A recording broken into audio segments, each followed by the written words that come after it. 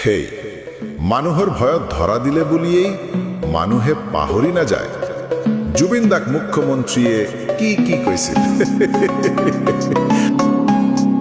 মোৰ ধৰ্ম নাই সেয়া কি আন্দোলন কোনোবাই কবা মোৰ ভগৱান নাই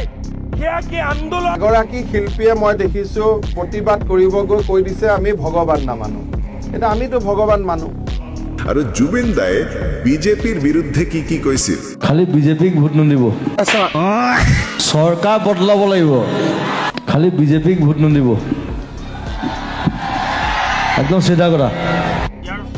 কি ঘেণ্টা হ'ব তাত কোনে চাব গছবিলাক য'ত গছ লাগে তাত গছ কাটি আছে য'ত গছ নালাগে তাত গছ ৰুই আছে ফ্ৰী চাউল দি আছে আৰু কম নেকি